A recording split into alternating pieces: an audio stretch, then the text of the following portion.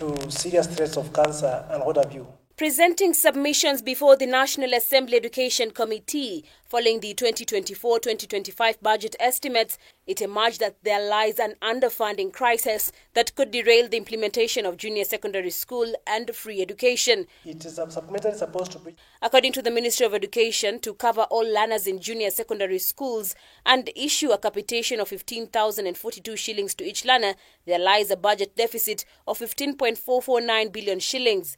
On free junior school, there is also an underfunding of 15 billion shillings going into next year, an equivalent of not funding 1 million students at junior school. And even more worryingly is that there is a 621 million shillings gap towards ensuring there is infrastructure development in JSS. Students who depend on school feeding programs could also miss out, as the budget did not allocate funds towards the program, yet 4.9 billion shillings is needed to facilitate the program. So we are asking this House to appropriate resources to feed our children, because that is the responsibility of this House. Free education also hangs in the balance. In order to ensure primary school learners receive the 1,420 shillings capitation, 9.781 billion shillings is needed, yet there is another deficit of 660 million shillings.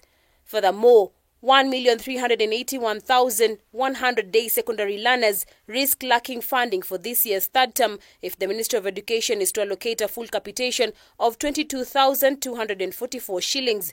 The proposed budget is 63.886 billion shillings, yet 76.654 billion shillings is needed. If the deficit of 12.768 billion shillings is not issued, then learners could receive 18,757 shillings instead of the required 22,244 shillings. Free day secondary education, we have a deficit of 12.7 billion shillings, or an equivalent of 540 students who will not be funded if we use the full capitation of 22,000 shillings.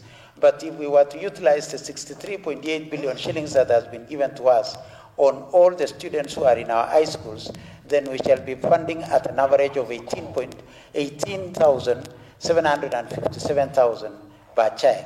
Harriet Chimea, K24.